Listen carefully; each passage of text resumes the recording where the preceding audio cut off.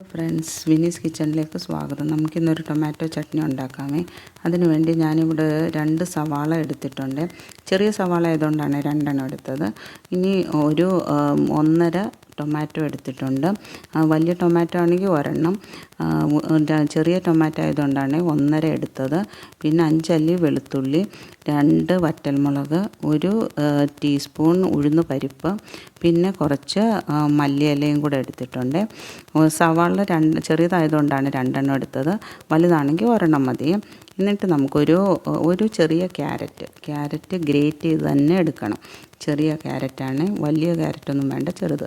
ഇനി കടുക് വറക്കാനുള്ളത് കടുക്, കുറച്ച് കറിവേപ്പില, 1 വറ്റൽമുളക്, പിന്നെ കുറച്ച് കായപ്പൊടി ഒരു 1/4 ടീസ്പൂൺ മതി.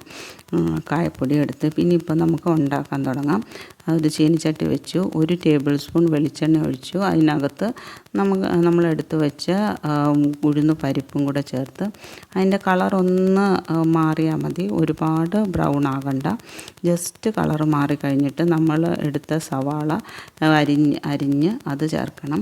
അതിൻ്റെ കൂടെ എടുത്ത് വെച്ച വെളുത്തുള്ളി, പിന്നെ വറ്റൽമുളക് 2ആയിട്ട് പിളർന്ന് രണ്ടായിട്ട് കീറി അതും കൂടെ, പിന്നെ ടൊമാറ്റോയും കൂടെ ഇതുപോലെ മുറിച്ച് ചേർക്കണം. ഒരുപാട് ചെറുതാക്കണ്ട. ഒരു ട്രയാങ്കിൾ ഷേപ്പിൽ ചെറുതായിട്ട് അരിഞ്ഞതാണ് ഇട്ട് അതെല്ലാം കൂടെ ഇട്ടിട്ട് ഇതെല്ലാം കൂടെ മിക്സ് ചെയ്തൊന്ന് വഴറ്റിയെടുക്കണം. ഒരുപാട് വഴറ്റണ്ട, ജസ്റ്റ് ഒന്ന് കളർ ചെറുതായിട്ട് ചേഞ്ച് ആയാൽ മതി. അത്രയും വഴറ്റി കഴിഞ്ഞിട്ട് നമ്മൾ ഗ്യാസ് ഓഫ് ചെയ്ത് കഴിഞ്ഞ് നമ്മളെടുത്ത് വെച്ച ഒരു മല്ലിയില ഉണ്ടല്ലോ, ഗ്യാസ് ഓഫ് ചെയ്തിട്ടാണ് മല്ലിയില ചേർക്കുന്നത്. മല്ലിയില ചേർത്തിട്ട് അതും കൂടെ ചേർത്ത് എല്ലാം കൂടെ നന്നായിട്ട് ഇളക്കി, മല്ലിയിലയും ഒന്ന് ചൂടാകണം. ജസ്റ്റ് ഒന്ന് ചൂടാക്കി കിട്ടണം മല്ലിയിലയും കൂടെ. അതുകൊണ്ട് നന്നായിട്ട് ഒന്നുകൂടെ ഇളക്കി എല്ലാം കൂടെ യോജിപ്പിച്ച് ചൂടാറുന്നത് വരെ അത് അങ്ങനെ തന്നെ ഓപ്പണായിട്ട് തന്നെ വെക്കണം. ചൂടാറി കഴിഞ്ഞിട്ട് നമുക്ക് അരച്ചെടുക്കാൻ പറ്റത്തുള്ളൂ. ചൂടോടെ അരച്ചെടുക്കണ്ട. ചൂടോടെ അരയ്ക്കാറില്ല, അതുകൊണ്ടാണ്. ചൂട് ഇച്ചിരി ആറിക്കഴിഞ്ഞിട്ട് നമുക്ക് ഇപ്പം ചൂടാറിയിട്ടുണ്ട്, ഇനി നമുക്കത് അരയ്ക്കാം. അതിനു വേണ്ടി അതെല്ലാം ഒരു മിക്സിയുടെ ബൗളിലേക്ക് മാറ്റണം. മല്ലിയിലയും എല്ലാം കൂടെ അതൊരു നന്നായിട്ട് വാടി അതിൻ്റെ ചൂടുമൊക്കെ ആറിക്കഴിഞ്ഞിട്ട് നമ്മൾ മിക്സിയുടെ ബൗളിലേക്ക് എല്ലാം മാറ്റി.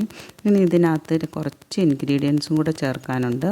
ഇനി ആദ്യം നമ്മൾ ഇതിനകത്ത് 1 ടീസ്പൂൺ കാശ്മീരി ചില്ലി പൗഡർ ചേർക്കുന്നുണ്ട്. കാശ്മീരി ചില്ലി പൗഡർ 1 ടീസ്പൂണും, പിന്നെ ഗ്രേറ്റ് ചെയ്ത് വെച്ച ക്യാരറ്റ് ഇപ്പോഴാണ് ചേർക്കേണ്ടത്.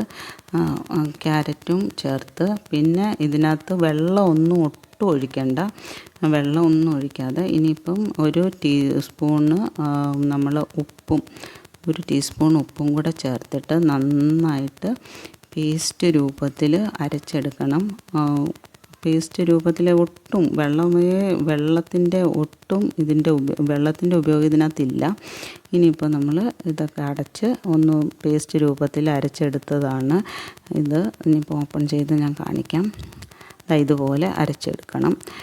അരച്ചെടുത്ത് കഴിഞ്ഞിട്ട് ഇനി നമുക്ക് കടുക് വറക്കാൻ ഒരു ചീനിച്ചട്ടി വെച്ചിട്ട് അതിനകത്ത് 1 ടേബിൾ സ്പൂൺ വെളിച്ചെണ്ണ ഒഴിച്ച് അത് വെളിച്ചെണ്ണ ചൂടായി കഴിയുമ്പോൾ നമ്മൾ എടുത്ത് വെച്ച കടുക് 1 ടീസ്പൂൺ കടുക് ഇട്ടു.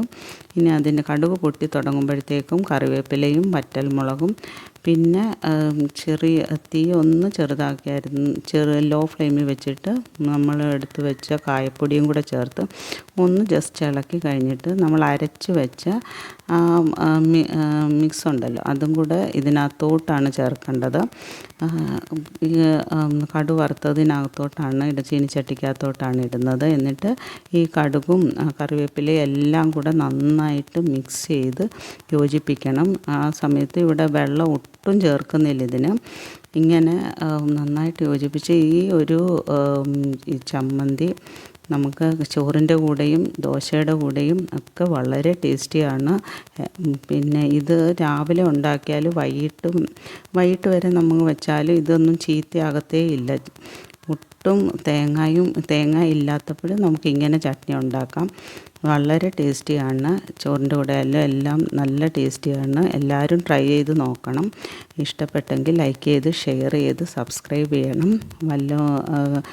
ഇതിൻ്റെ വല്ല ഫീഡ്ബാക്ക് ഉണ്ടെങ്കിൽ കമൻറ്റ് ചെയ്ത് അറിയിക്കണേ. Thank you.